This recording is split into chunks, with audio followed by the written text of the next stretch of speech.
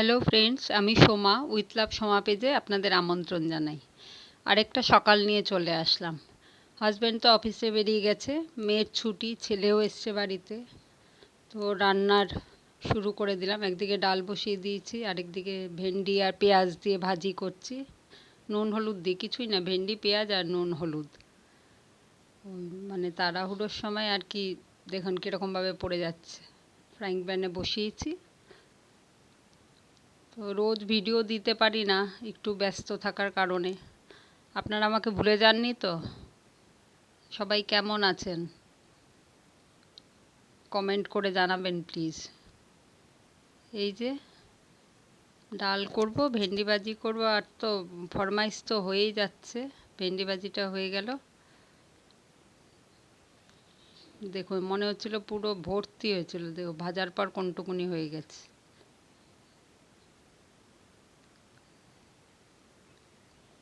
কি গরম বলুন তো, একটুখানি রবিবার দিন একটু বৃষ্টি দিল, ব্যাস গল্প শেষ। এত গরম। এই ডালটাও ফোড়ন দিয়ে দেবো, দিয়ে দিয়েছি শুকনো লঙ্কা, কালো জিরে, পেঁয়াজ, টমেটো, ধনেপাতা দিয়ে করব ডালটা আজকে।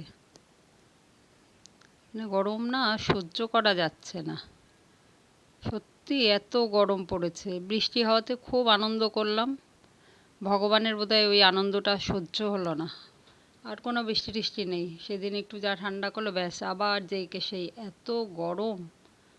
আর রান্নাঘরে থাকা মানে প্রত্যেকটা গৃহিণীই জানে যে রান্নাঘরে বেশিক্ষণ থাকা কত কষ্টকর। এই পেঁয়াজটা একটু ভাজা ভাজা হয়ে গেলে এর মধ্যে টমেটোটা দিয়ে দেব। আমার ছেলে খুব ভালো খায় এই ডালটা, টমেটো পেঁয়াজ ধনেপাতা দিয়ে।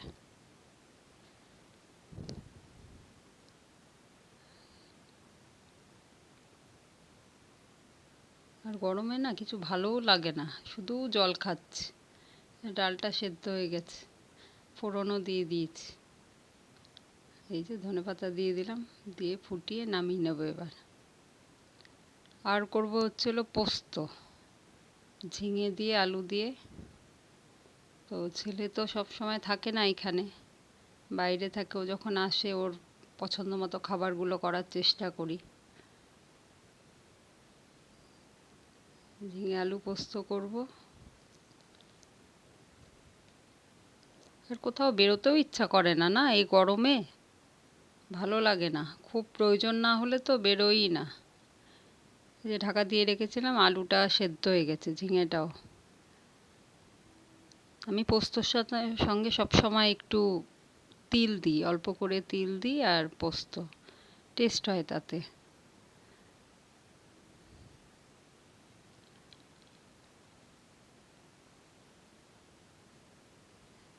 গরমে না ভালোই লাগছে না, জানেন তো।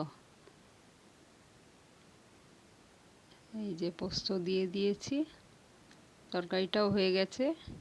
কিছুই না, শুকনো লঙ্কা, কালো জিরে ফোড়ন, কাঁচা লঙ্কা দিয়ে, পোস্তটা তো কাঁচা লঙ্কা দিয়ে বেটেছে। এই তরকারি তো আর বেশি হয় না, ঝাল হয় না, মিষ্টি মিষ্টি হয়, একটু চিনি দিয়ে নামিয়ে নিয়েছি।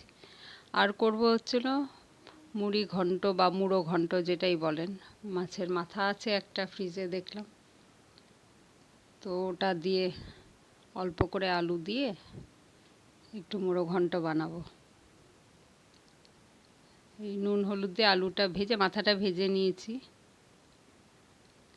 মাথা কি ফোটে না? আমি তো কাঁচা তেল, লঙ্কার গুঁড়ো, নুন হলুদ দিয়ে কতক্ষণ মাখিয়ে রাখি, তারপরেও তেলে পড়লে আর ফাটতে থাকে। আলুটা ভেজে তুলে রাখবো। এই যে পেঁয়াজ, আদা, রসুন, টমেটোটা ঘষে নিয়েছি, আদা রসুনও ঘষে নিয়েছি।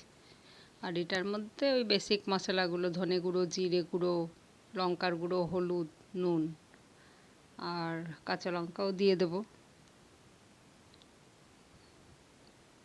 একটু চিড়ে চিড়ে দিয়ে, বেশি ঝাল খায় না তো। আর চালটা না ধুয়ে আমি ঝাঁঝরিতে শুকোতে রেখে দিয়েছি, এই যে জলটা ঝরাতে। যেহেতু একটা মাথা, অল্প করেই করব। বলেছিলাম ছেলেকে, কি খাবি এটা একটা মাথা দিয়ে, আরেকটা মাথা আনি তারপর করে দেবো ওখানে, না আজকেই করো। তাহলে ঠিক আছে, এই যে শুকনো লঙ্কা তেজপাতা আর সাদা জিরে ফোড়ন দেব।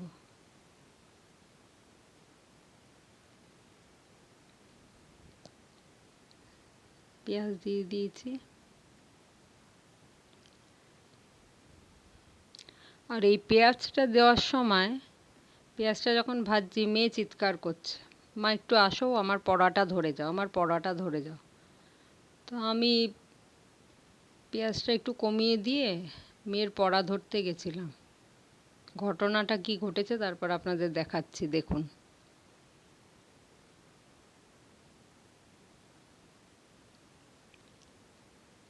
এই যে দেখতে পাচ্ছেন পেঁয়াজটা কিরকম লাল, ও বেরেস্তারও বেশি হয়ে গেছে, বেরেস্তা হলে তাও ঠিক ছিল। যাই হোক, খেতে খারাপ হয়নি। গুঁড়ো মশলাটাও দিয়ে দিয়েছি।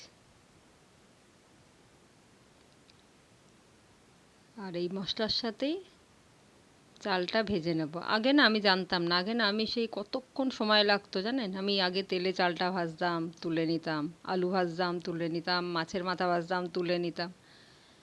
তারপর আমার মা বলল যে এত ঝামেলা করে নাকি কেউ, মশলার সাথেই চালটা দিয়ে দিবি। আর চাল ভেজে তুলতে গেলে কতক্ষণ সময় লাগে বলুন তো। এই যে আলু আর মাথা সব দিয়ে দিয়েছি, খুন্তি দিয়ে একটু মাথাগুলো ভেঙে দেব। আচ্ছা ঠিক আছে, মাথাটা ভেঙে নিয়ে আবার আসছি। দেখুন কড়াই উল্টে যাচ্ছে। এই যে মাথাগুলো সব ভেঙে, যতটুকু আর কি ভাঙা যায় খুন্তি দিয়ে। আর ঘি গরম মশলা দিয়ে নামাবো।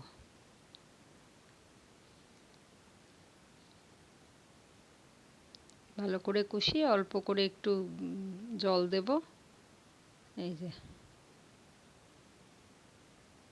মুড়িঘণ্টটা শুকনো শুকনোই ভালো লাগে বলুন। আমার কিন্তু খুব ফেভারিট, এই যে আমার ছেলেরও খুব ফেভারিট। এই যে একদম শুকনো শুকনো। এখানেই শেষ নয়, আরও আছে, ডিমান্ডের শেষ নেই। এই যে মা ডিমের পোচ করো। তাই আমি বললাম এখন যদি ভাত খাস তাহলে হবে গরম, নয়তো ঠান্ডা খেতে হবে, আমি কিন্তু আর পরে পারবো না। এত কিছুর পরেও ডিমের পোচ খেতে হবে।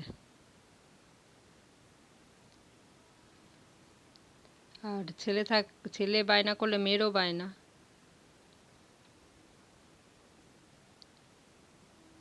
নুন আর একটু চিলি ফ্লেক্স দিয়ে করেছি, ভালোই লাগে খেতে গরম গরম। যাই হোক, আমার ভিডিও কেমন লাগে, কে কোথা থেকে দেখছেন আমার ভিডিও অবশ্যই জানাবেন। আর অনেক দিন বাদে ভিডিও দেওয়ার জন্য দুঃখিত, একটু ব্যস্ত থাকার কারণে ভিডিও দিতে দেরি হচ্ছে। সঙ্গে থাকবেন, ভালোবাসা দিয়ে পাশে থাকবেন। অনেক অনেক ভালোবাসা, ধন্যবাদ।